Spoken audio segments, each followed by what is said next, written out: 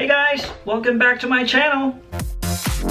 Just to give you a little bit of an update, I started my new job at an accounting firm in downtown Grand Rapids last Monday. So it has been a great week. We basically did a lot of training and orientation and everything like that. A lot of lunches and a lot of food. But anyway, I decided to make a video today about how I studied for each section of the CPA exam. Now, I know that there's a lot of videos out there on YouTube from other people who are talking basically about the same topic.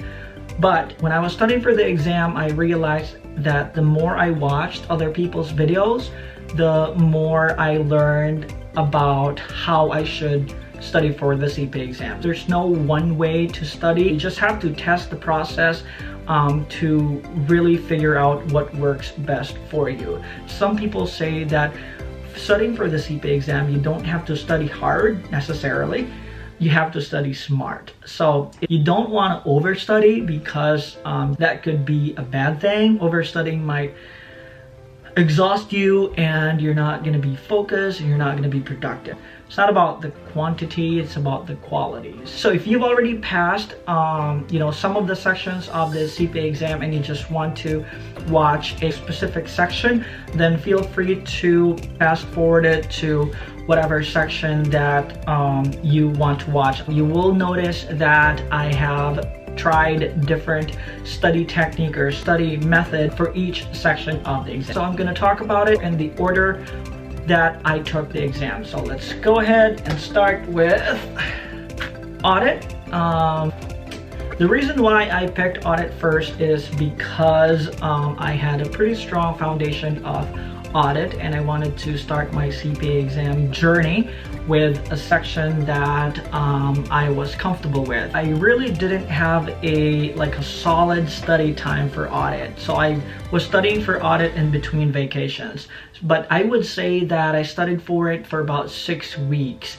And since I didn't know how to really study for the CPA exam, I basically just followed Becker's study method. So I watched all the video lectures, I watched all the practice videos or skills practice, I finished all the multiple choice questions, I did all of the simulations, I did all 3 mock exams in the order that Becker wanted you to do it. So I did the first one 2 weeks before my exam, the second one a week before the exam, and the third one on the week of my exam. So that was kind of like the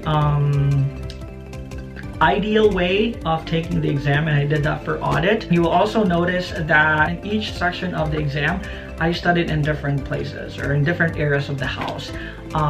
So for audit, I studied in our basement. I set up a study table there and that's where I studied for it.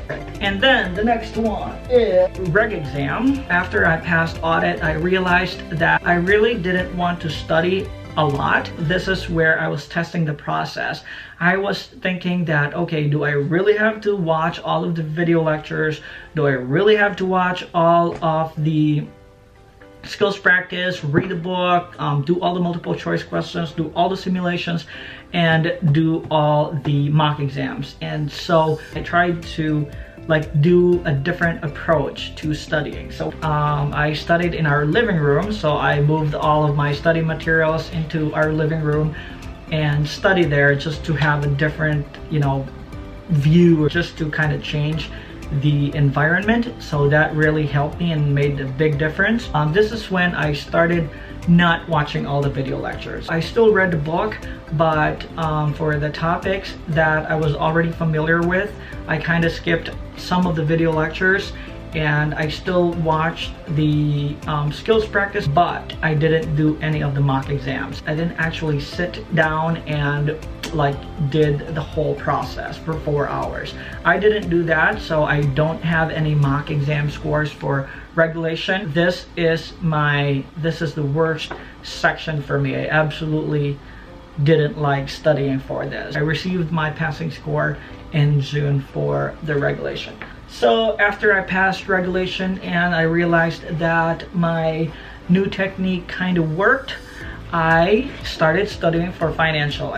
I had 6 weeks between my regulation exam and my FAR exam. So, but I really didn't study for 6 weeks because we went to a couple of vacations while I was studying for FAR. This time, I didn't read the entire book.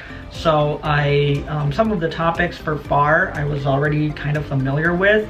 So I skipped a lot of the video lectures and didn't do the skills practice at all. So for FAR, I only did one mock exam, and I studied FAR in the basement as well. The other thing that I did differently with FAR was I started taking Brainzyme.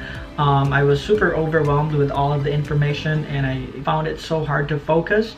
So I started researching online and I found this brain vitamin called Brainzyme. So I started using that for FAR and it absolutely helped. So that's cool. So I got my passing score for FAR in August. Now for my last exam. BEC. BEC was the biggest surprise for me. I was not expecting BEC to be like that, I guess. A lot of people said that it was the easiest exam, which in a way it kind of is because it has the least amount of material, but it's not easy at all. Like topic wise, it's not. There are so many different topics that you have to study and they're not related, you know, unlike FAR. Some chapters are kind of interrelated. With BEC, it's like completely different topic per chapter. So that was the hard part of it. And also it being my last exam, it added, you know, a lot of pressure to really pass the exam. So the way I studied for BEC is kind of like similar with FAR. This one I studied less. I didn't really read the book. I watched some of the video lectures, skipped all the skills practice, and did a lot of multiple choice questions. I only did one mock exam for BEC as well. I did it like a week before my actual exam, and I passed, and I got my passing score for BEC last August as well. I studied a lot for Audit. I studied a fair amount for Reg, I studied less for FAR, and less for BEC. So I remember looking at my Becker software and I noticed that like for Audit, I had like 100%. I finished 100% of the materials, and then for Reg, FAR, and then BEC finished less than 50 of the materials. So some people study like 200 hours per section. But if the 200 hours are not effective and it's not working for you, then that's worthless. Or if you find what really works for you, then you might only have to study for like 100 hours and end up passing the exam. So it's really a personal thing. So you gotta find what works for you. Test the process.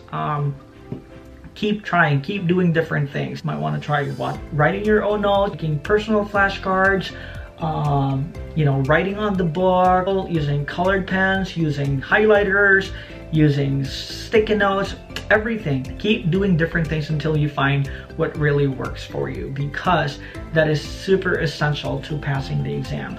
Like I said, it's also testing how disciplined you are. So make sure that you also find the balance between studying and still having a life. Take a break every once in a while. I am kind of guilty of not taking a lot of breaks. I was super focused into studying for the exam. Basically gave up the whole summer, didn't do a lot of stuff, but it was absolutely worth it. So that's all I have for you today. If you have other questions, feel free to leave me a comment down below and I'd be more than happy to answer your questions. If you find this video helpful, please give it a thumbs up and consider subscribing to my channel. All right, I'll see you guys next time. Thanks for watching. God bless.